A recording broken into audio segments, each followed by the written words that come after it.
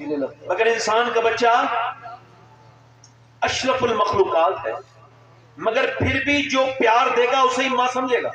जी बेशक। नहीं समझ रहे बात। मेरी बहनें मेरी बात पर खास तौर से ध्यान दें।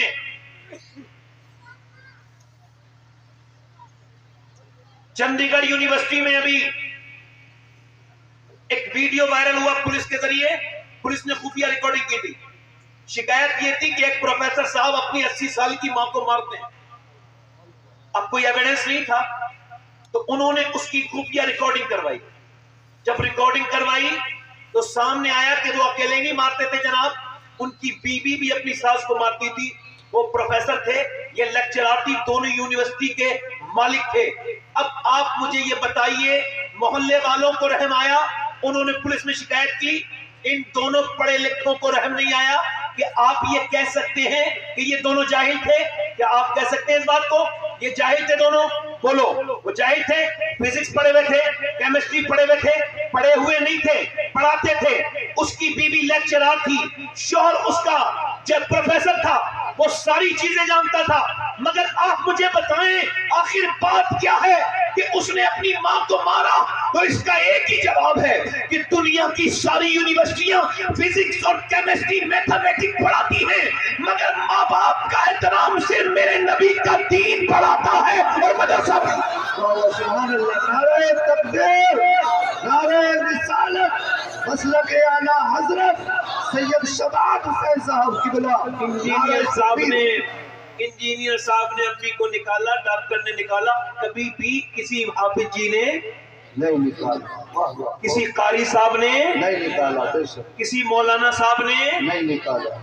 और इसमें क्या वजह है? इसकी एक ही वजह है। इमाम मोहम्मद गजाली फरमाते हैं कि जब बच्चा गोद में आ जाए, तवज्जो करना, मेरी बात गौर करना, मैं खास तौर से बच्चों के ऊपर बात कर रहा हूँ, बहनों से बात कर रहा हूँ। मेरी बेटियां, जितनी मेरी बहनें बैठी हैं, मैं इन सबका खादिम हूँ, इनका नौकर हूँ। अगर ये थोड़ी सी मुझ पर मेहरबानी करके मेरी तकरीर पे ध्यान दे लेंगी तो बहुत कुछ तब्दीली आ सकती है, अगर मेरी बहनें चाहें।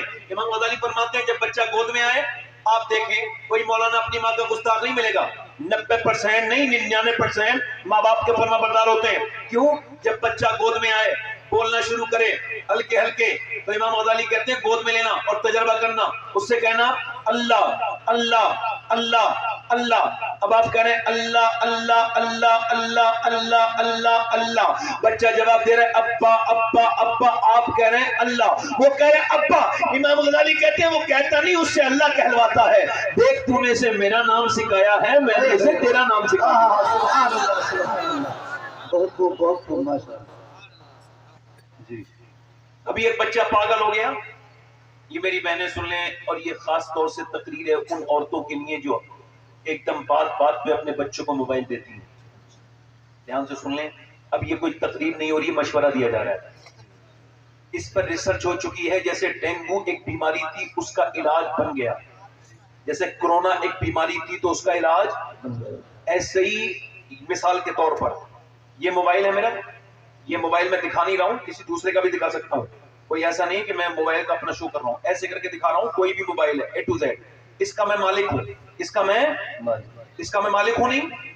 अब थोड़ी देर के बाद मैं ऐसा हो जाए, ये मोबाइल के बगैर मुझे चैन ही ना हो, ये मोबाइल के बगैर मुझे सुकून ना पड़े, मैं इसको हर वक्त देखता रहूं, 8 घंटे देखूं, 9 घंटे देखूं, और मेरा स्क्रीन टाइम और बढ़ जाए, तो अब प्रॉपर मैं इसका मालिक नहीं हुआ, ये मेरा मालिक हो गया।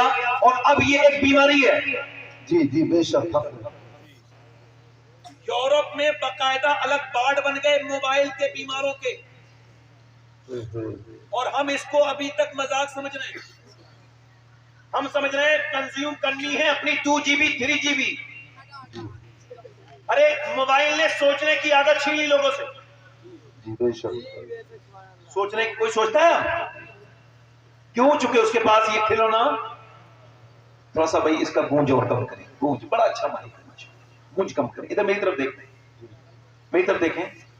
अब आप मोबाइल लगातार देख रहे हैं। अब एक बच्चा है कर्नाटक में, एक बच्चा पागल हो गया, उसको न्यूरो सर्जन के पास लेके गए, साइकियाट्रिस्ट के पास लेके गए, तो उसने जब उसका चेकअप किया, उसका दिमाग खराब हो चुका था, वो तवाज़ुन खो बैठा था, बच्चा था 6 साल का, बड़ा खूबसूरत बच्चा, मगर वो रोता था। उससे पूछा डॉक्टर ने तेरी माँ कहाँ है? कहने लगा मोबाइल के अंदर है। तेरे बाप कहाँ है? मोबाइल के अंदर है। माँ रो रही है, हाय मेरा बेटा, मेरे प्यारे बेटे, मैं तेरी माँ हूं। कह रहा नहीं, तू मेरी माँ नहीं है, याद रखना भाई, तुम्हारे बच्चे की जिंदगी में ऐसा ना हो जाए, तू मेरी माँ नहीं है, मेरी माँ मोबाइल के अंदर है। बच्चा कह रहा है नहीं। बाप कह रहा है मैं तेरा बाप हूं। नहीं, तुम कौन हो? मेरा बाप तो मोबाइल के अंदर है। बच्चों में, ये दिल्ली में एक स्कूल में रिसर्च हुआ, बच्चों से पूछा गया क्या बनना चाहते हो? तो 51वां बच्चा बोला मैं मोबाइल फोन बनना चाहता हूं। मास्टर ने पूछा क्यों? रो के बोला न अम्मी ध्यान देती हैं न अब्बा ध्यान देते हैं, पूरे दिन मोबाइल में लगे रहते हैं, मुझसे कोई बात नहीं करता, मैं बड़े होके मोबाइल बन जाऊंगा तो कम से कम मुझे वक्त तो देंगे, मुझसे बात तो करेंगे।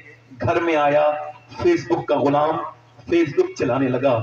सोच, जिनके औलाद नहीं है, जब औलाद बंदा घर पहुंचता है थका हुआ आदमी, और जब बच्चे बाप बाप कह के, अब्बा अब्बा कह के, जब पापा पापा कह के बच्चे जब चिपटते हैं, और सारी थकान उनको देख करके बाप कितना भी थका हुआ हो, जब बच्चे आके चिपटते हैं सारी थकान, बीमार हो तो बिल्कुल ठीक हो जाता है बच्चों को देख के।